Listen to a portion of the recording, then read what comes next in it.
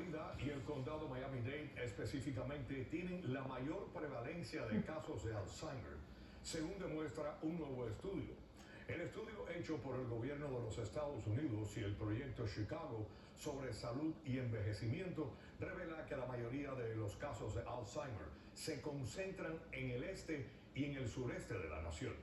¿Por qué el condado Miami-Dade ocupa este no deseado puesto sobre el Alzheimer aquí en el país? ¿Y qué podemos hacer para prevenirlo, si se puede? Ahora le damos la bienvenida al neurólogo doctor Moisés Guevara. Doctor, bienvenido al Punto Florida. ¿Cómo está? Bien, gracias, Ambrosio. Muy bien. Es un placer que esté por acá, doctor. El estudio muestra que los índices más altos de Alzheimer en condados con 10,000 o más personas de 65 años o más son Miami-Dade, la ciudad de Baltimore y el condado del Bronx en Nueva York. Mi pregunta es, ¿por qué cree usted, y digamos ahora hablando del condado Miami-Dade, por qué Miami-Dade ocupa este cargo en la nación con casos de Alzheimer?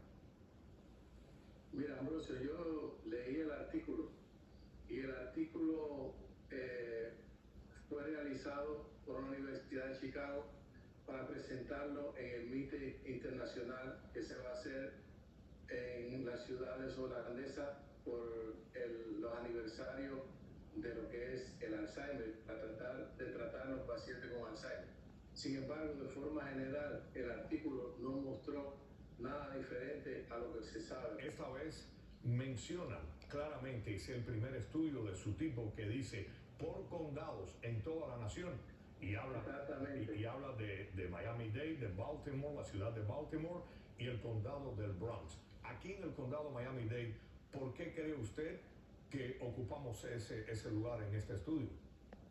Yo creo que la primera razón, si aparte de los factores de riesgo de lo que es el Alzheimer, es porque yo pienso que las personas mayores tienen mucho acceso a la atención médica. Por ejemplo, se sabe que también nosotros recibimos muchos inmigrantes de muchos países, especialmente de Cuba. Y esos pacientes llegan con edad avanzada, generalmente ya con 65 años o más de edad. Y nosotros sabemos que uno de los requisitos también que se requiere a veces para lograr la ciudadanía en los Estados Unidos es tener un examen mental. Y esto hace que los pacientes, sobre todo que son inmigrantes, busquen acceso a la atención médica. ¿Qué es lo que pasa? Generalmente el Alzheimer, aunque es el tipo de demencia más frecuente que existe, generalmente los pacientes no acuden a una atención médica por lo general, porque digamos, no da manifestaciones en el examen físico, sino que tú tienes que someterte a un examen físico, mental y neurológico para saber que el paciente está presentando signos de Alzheimer o realmente tiene una demencia. Yo tengo muchos pacientes que cuando vienen a la consulta se sientan al lado de otros pacientes que no tienen demencia y hablan y tienen una conversación aparentemente normal con otros pacientes y no puede determinarse que ellos no pueden determinar que el paciente tiene Alzheimer.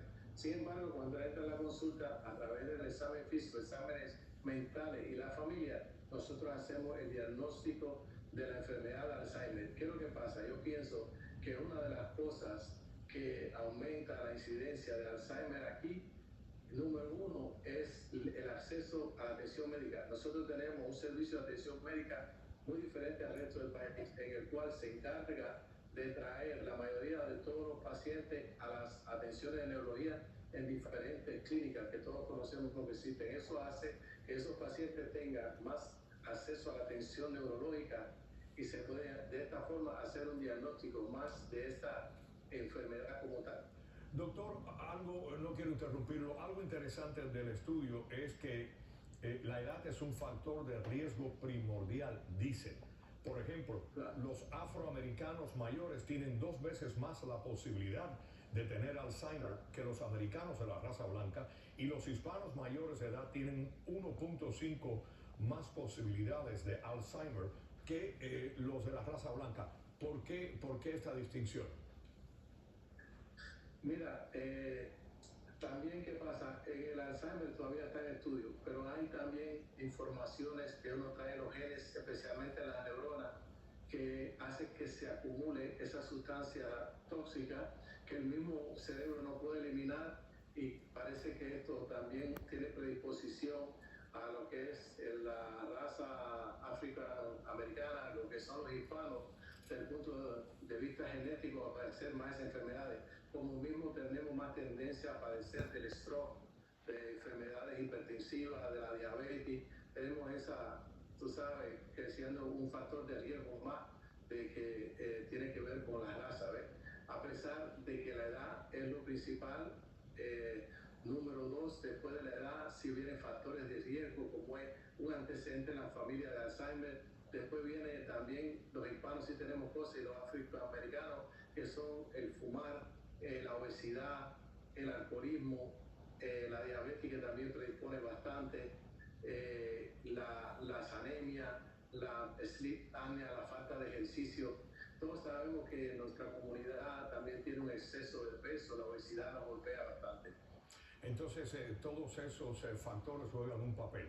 Primero, quizás pues han salido estos números con estas ciudades y condados como el condado Miami-Dade como uno de los principales en el país, de acuerdo a este estudio de Chicago, porque aquí las personas van más a las clínicas, van más a los médicos, y entonces pues se arroja esa cifra. Pero entonces está el otro factor que el estudio también menciona, además de la edad, y usted ha explicado, los afroamericanos y los hispanos tienden entonces a tener posibilidades más altas de tener el Alzheimer por la dieta entonces y los hábitos de fumar, los hábitos de beber y demás. ¿Esto juega un papel clave entonces?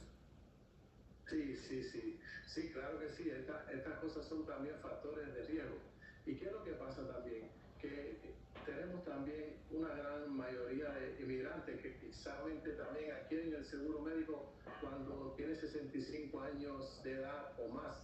Pero ya cuando tú tienes 65 años es cuando la enfermedad ya tiene un incremento del riesgo por edad de 5%, y después aumenta a los 70 años 10%, a los 80 30%, y después a los 90 a un 50% de uno tener Alzheimer. Pero ya lo que viene siendo la prevención del Alzheimer, cuando las personas a veces adquieren un seguro de salud o vienen de países subdesarrollados, ya vienen con el daño hecho. ¿Y qué se puede hacer? ¿Qué se puede hacer para contrarrestar el Alzheimer?